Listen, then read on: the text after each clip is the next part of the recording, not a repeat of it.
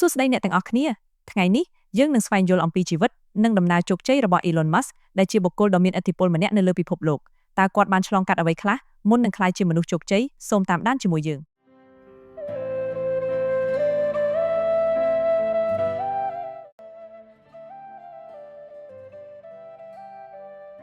ងសេចក្តីផ្ដើមយើងមួយចំនួនប្រហែលជាធ្លាប់ស្គាល់លោក Elon Musk តាមបណ្ដាញសង្គម Facebook YouTube ឬតាមសារព័ត៌មានបរទេសផ្សេងៗថាលោកគឺជាមេក្រុមហ៊ុនយក្សល្បីៗរបស់ពិភពលោកដូចជាក្រុមហ៊ុន SpaceX ដែលជាក្រុមហ៊ុនបម្រើវិស័យអាកាសនិងក្រុមហ៊ុន Tesla ដែលបម្រើក្នុងផលិតកម្មរថយន្តអគ្គិសនីជាដើមប៉ុន្តែនៅមានក្រុមហ៊ុនបដិវត្តន៍មួយចំនួនទៀតដែលបង្កើតឡើងក្រោមស្នាដៃរបស់លោក Elon Musk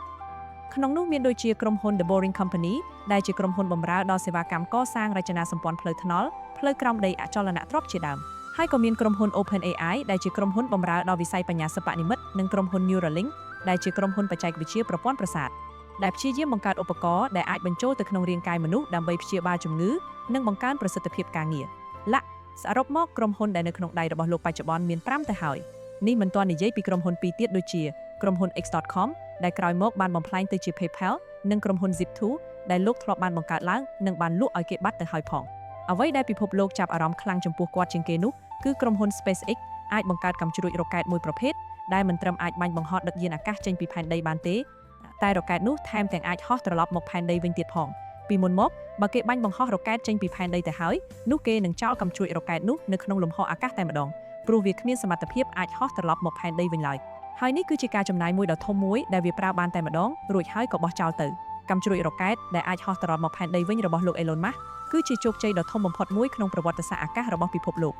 តែពេលដែលគេសួរថាតើនរណាគឺជាអ្នកបង្កើត design កាំជ្រួចរ៉ុកែតនេះឡើងលោកឆ្លើយថាលោកគឺជាអ្នក design បង្កើតវាដោយខ្លួនឯងពេលគេសួរបន្តទៀតថាតើលោកអាចបង្កើត design វាបានដោយរបៀបណាលោកបាននិយាយថាគឺលោកអានសៀវភៅនិងបង្រៀនខ្លួនឯងពីវិទ្យាសាស្ត្រកាំជ្រួចរ៉ុកែតនិងជួបប្រឹក្សាជាមួយនឹងអ្នកប្រាជ្ញវិទ្យាសាស្ត្រក្នុងវិស័យកាំជ្រួចរ៉ុកែតនោះដោយសារឃើញលទ្ធផលរ៉ុកែតនេះសម្រេចបានតាមរយៈការអានសៀវភៅដោយខ្លួនឯងរបស់លោក Elon Musk ស្រាប់តែមានមនុស្សមួយចំនួនជាពិសេសអ្នកលក់សៀវភៅនិងអ្នកសរសេរសៀវភៅលក់មួយចំនួនបានផ្សព្វផ្សាយថាចំណេះដឹងទាំងអស់គឺស្ថិតនៅលើសៀវភៅសូមមានសៀវភៅទាំងអស់គ្នាគេអានតែសៀវភៅក៏គេអាចបង្កើតកាំជ្រួចរ៉ុកែតបានដែរ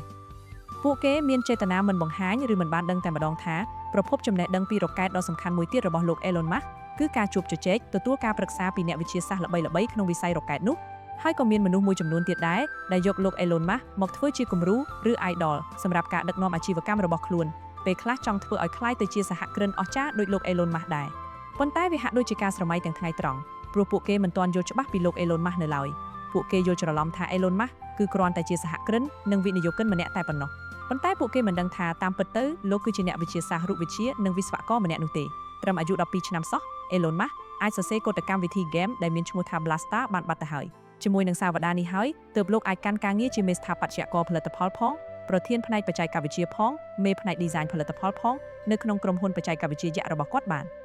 នលើសពីនេះអ្វីដែលយើងមិនសូវជាដឹងនោះគឺ Elon Musk គឺជារូបប្រភេទអច្ឆរិយមនុស្សពីកំណើតតើគាត់គឺជាអច្ឆរិយមនុស្សយ៉ាងម៉េចហើយតើគាត់មានប្រវត្តិផ្ទាល់ខ្លួននិងមានសាវតារអាជីវកម្មយ៉ាងម៉េច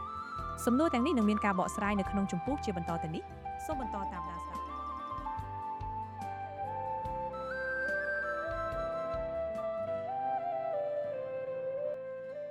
លោកតែងតែបារម្ភថាមនុស្សជាតិក្នុងផែនដីនេះអាចនឹងផុតពូជដោយសារតែផែនដីងាយនឹងរងគ្រោះដោយសារតែផ្កាយព្រះគ្រោះនិងធនធានមានកំណត់ដូច្នេះបេសកកម្មរបស់លោកគឺត្រូវជួយសង្គ្រោះមនុស្សលោក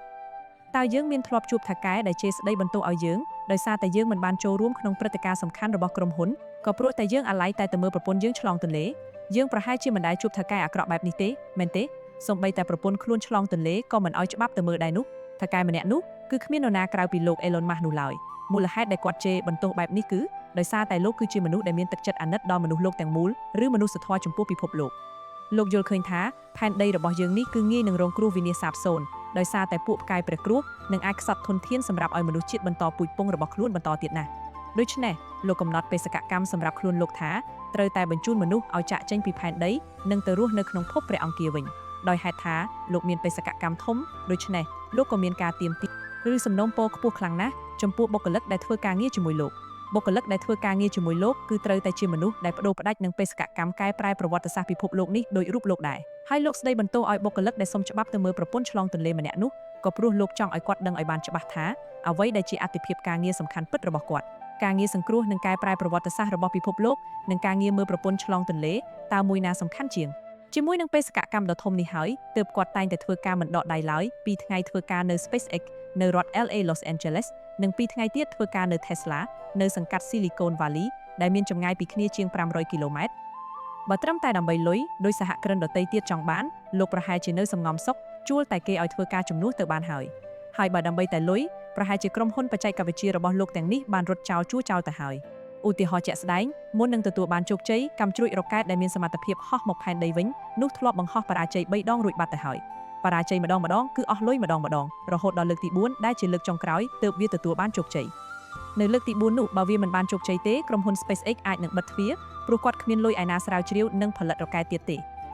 តែដោយសារតែលើកទី4ដែលជាលើកចុងក្រោយនេះទទួលបានជោគជ័យទើបអង្គការ NASA បានយល់ព្រមចុះកិច្ចសន្យាជាមួយនឹងរកបានចំណូលមកវិញបើសម្រាប់សហគ្រិនដែលចង់បានតែលុយនិងគ្មានបេសកកម្មធំដូចជារូបលោកទេប្រហែលជាបោះបង់ត្រឹមបរាជ័យលើកទី2ឬលើកទី3បាត់ទៅហើយព្រោះពួកគេមិនប្រថុយឲ្យខ្លួនបោះទុនខាតអស់លុយរលីងគ្មានសល់ពីខ្លួនឡើយតែសម្រាប់លោក Elon Musk ស្ទើរតែត្រូវវិលទៅរកភាពក្រីក្រវិញក៏លោកនៅតែស៊ូដែរព្រោះការបាញ់រ៉ុកែតនេះគឺជាជំហានមួយនៃបេសកកម្មទៅរស់នៅលើភពព្រះអង្គាររបស់លោក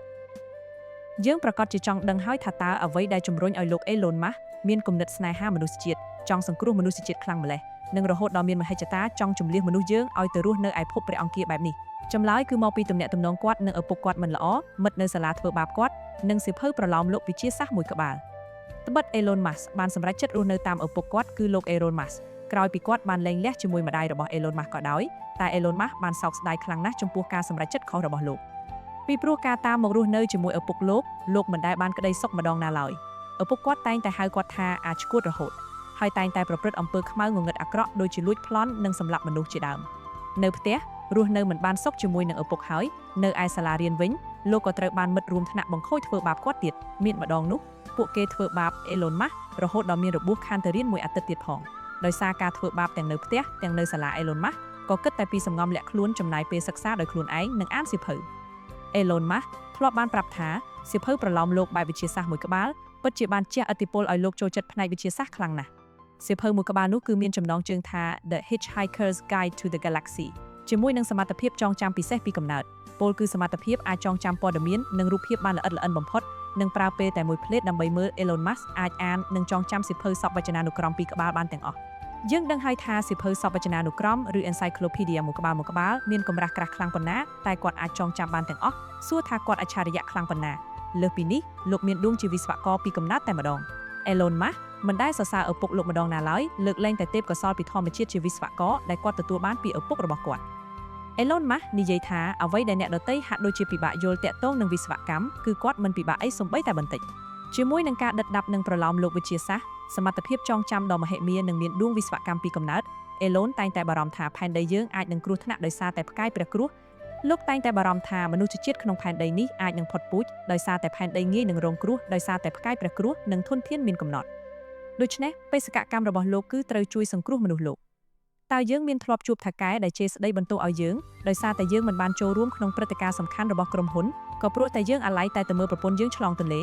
យើងប្រហែលជាមិនដែលជួបថៅកែអាក្រក់បែបនេះទេមែនទេសូម្បីតែប្រពន្ធខ្លួនឆ្លងទន្លេក៏មិនឲ្យច្បាប់ទៅមើលដែរនោះថៅកែម្នាក់នោះគឺគ្មាននរណាក្រៅពីលោក Elon Musk នោះឡើយមូលហេតុដែលគាត់ជេរបន្ទោសបែបនេះគឺដោយសារតែលោកគឺជាមនុស្សដែលមានទឹកចិត្តអាណិតដល់មនុស្សលោកទាំងមូលឬមនុស្សធម៌ចំពោះពិភពល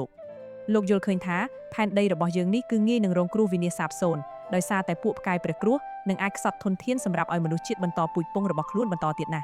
់ដូច្នេះលោកកំណត់បេសកកម្មសម្រាប់ខ្លួនលោកថាត្រូវតែបញ្ជូនមនុស្សឲ្យចាកចេញពីផែនដីនិងទៅរស់នៅក្នុងភពព្រះអង្គារវិញដោយហេតុថាលោកមានបេសកកម្មធំដូច្នេះលោកក៏មានការទាមទារឬសំណូមពរខ្ពស់ខ្លាំងណាស់ចំពោះបុគ្គលិកដែលធ្វើការងារជាមួយលោកបុគ្គលិកដែលធ្វើការងារជាមួយលោកគឺត្រូវតែជាមនុស្សដែលបដូរផ្ដាច់នឹងបេសកកម្មកែប្រែប្រវត្តិសាស្ត្រពិភពលោកនេះដោយរូបលោកដែរហើយលោកស្ដីបន្ទោសឲ្យបុគ្គលិកដែលសុំច្បាប់ទៅមើលប្រពន្ធឆ្លងទន្លេម្នាក់នោះក៏ព្រោះលោកចង់ឲ្យគាត់ដឹងឲ្យបានច្បាស់ថាអ្វីដែលជាអត្ថិភាពការងារសំខាន់ពិតរបស់គាត់ការងារសង្គ្រោះនិងកែប្រែប្រវត្តិសាស្ត្ររបស់ពិភពលោកនិងការងារមើលប្រពន្ធឆ្លងទន្លេតើមួយណាសំខាន់ជាងជាមួយនឹងបេសកកម្មដ៏ធំនេះហើយទើបគាត់តែងតែធ្វើការមិនដកដៃឡើយពីថ្ងៃធ្វើការនៅ SpaceX នៅរដ្ឋ LA Los Angeles និងពីថ្ងៃទៀតធ្វើការនៅ Tesla នៅសង្កាត់ Silicon Valley ដែលមានចម្ងាយពីគ្នាជាង500គីឡូម៉ែត្របើត្រឹមតែដើម្បីលុយដោយសហគ្រិនដទៃទៀតចង់បានលោកប្រហែលជានៅសំងំសុខជួលតែគេឲ្យធ្វើការជំនួសទៅបានហើយ ហើយបើដើម្បីតែលុយប្រហែលជាក្រុមហ៊ុនបច្ចេកវិទ្យារបស់លោកទាំងនេះបានរត់ចោលជួសចោលទៅហើយឧទាហរណ៍ជាក់ស្ដែងមុននឹងទទួលបានជោគជ័យកម្មជ្រួចរ៉ុកកែតដែលមានសមត្ថភាពហោះមកផែនដីវិញនោះធ្លាប់បង្ហោះបរាជ័យ3ដងរួចបាត់ទៅហើយបរាជ័យម្ដងគឺអស់លុយម្ដងរហូតដល់លើកទី4ដែលជាលើកចុងក្រោយទើបវាទទួលបានជោគជ័យនៅលើកទី4នោះបើវាមិនបានជោគជ័យទេក្រុមហ៊ុន SpaceX អាចនឹងបិទទ្វារព្រោះគាត់គ្មានលុយឯណាស្រាវជ្រាវនិងផលិតរ៉ុកកែតទៀតទេតែដោយសារតែលើកទី4ដែលជាលើកចុងក្រោយនេះទទួលបានជោគជ័យទើបអង្គការ NASA បានយល់ព្រមចុះកិច្ចសន្យាជាមួយនឹងរកបានចំណូលមកវិញបើសម្រាប់សហគ្រិនដែលចង់បានតែលុយនិងគ្មានបេសកកម្មធំដូចជារូបលោកទេប្រហែលជាបោះបង់ត្រឹមបរាជ័យលើកទី2ឬលើកទី3បាត់ទៅហើយព្រោះពួកគេមិនប្រថុយឲ្យខ្លួនបោះទុនខាតអស់លុយរលីងគ្មានសល់ពីខ្លួនឡើយតែសម្រាប់លោក Elon Musk ស្ទើរតែត្រូវវិលទៅរកភាពក្រីក្រវិញក៏លោកនៅតែស៊ូដែរព្រោះការបាញ់រ៉ុកកែតនេះគឺជាជំហានមួយនៃបេសកកម្មទៅរស់នៅលើភពព្រះអង្គាររបស់លោកយើងប្រកាសជាចង់ដឹងហើយថាតើអ្វីដែលជំរុញឲ្យលោក Elon Musk មានគំនិតស្នេហាមនុស្សជាតិចង់សង្គ្រោះមនុស្សជាតិខ្លាំងម្ល៉េះនិងរហូតដល់មានមហិច្ឆតាចង់ជំលះមនុស្សយើងឲ្យទៅរស់នៅឯភពព្រះអង្គារបែបនេះចម្លើយគឺមកពីទំនាក់ទំនងគាត់និងឪពុកគាត់មិនល្អមិត្តនៅសាលាធ្វើបាបគាត់និងសៀវភៅប្រឡោមលោកវិទ្យាសាស្ត្រមួយក្បាល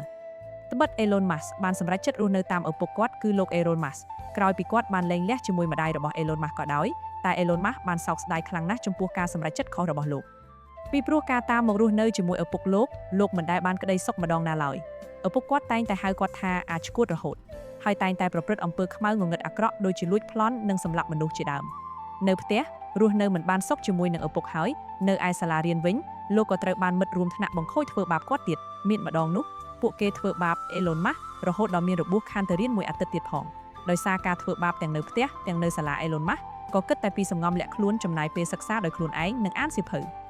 Elon Musk ធ្លាប់បានប្រាប់ថាសៀវភៅប្រឡោមលោកបែបវិទ្យាសាស្ត្រមួយក្បាលពិតជាបានជះឥទ្ធិពលឲ្យលោកចូលចិត្តផ្នែកវិទ្យាសាស្ត្រខ្លាំងណាស់សៀវភៅមួយក្បាលនោះគឺមានចំណងជើងថា The Hitchhiker's Guide to the Galaxy ជាមួយនឹងសមត្ថភាពចងចាំពិសេសពីកំណើតពលគឺសមត្ថភាពអាចចងចាំព័ត៌មាននិងរូបភាពបានល្អិតល្អន់បំផុតនិងប្រើពេលតែមួយភ្លែតដើម្បីមើល Elon Musk អាចអាននិងចងចាំសៀវភៅសពវចនានុក្រមពីរក្បាលបានទាំងអស់យើងដឹងហើយថាសៀវភៅសពវចនានុក្រមឬ Encyclopedia មួយក្បាលមានកម្រាស់ក្រាស់ខ្លាំងប៉ុណ្ណាតែគាត់អាចចងចាំបានទាំងអស់សួរថាគាត់អច្ឆរិយៈខ្លាំងប៉ុណ្ណាលើសពីនេះលោកមានដួងជាវិស្វករពីកំណើតតែម្ដង Elon Musk មិនដែលសរសើរឪពុកលោកម្ដងណាឡើយលើកលែងតែទេពកោសល្យពីធម្មជាតិជាវិស្វករដែលគាត់ទទួលបានពីឪពុករបស់គាត់ Elon Musk និយាយថាអ្វីដែលអ្នកដទៃហាក់ដូចជាពិបាកយល់តាក់ទងនឹងវិស្វកម្មគឺគាត់មិនពិបាកអីសូម្បីតែបន្តិចជាមួយនឹងការដិតដាប់និងប្រឡោមលោកវិទ្យាសាស្ត្រសមត្ថភាពចងចាំដ៏មហិមានិងមានដួងវិស្វកម្មពីកំណើត Elon តែងតែបារម្ភថាផែនដីយើងអាចនឹងគ្រោះថ្នាក់ដោយសារតែផ្កាយព្រះគ្រោះដែលតែងតែរសាត់អណ្ដែតលើគន្លងព្រះអាទិត្យហើយធនធានទាំងឡាយនៅលើផែនដីអាចនឹងរលាយបាត់អស់នាពេលអនាគត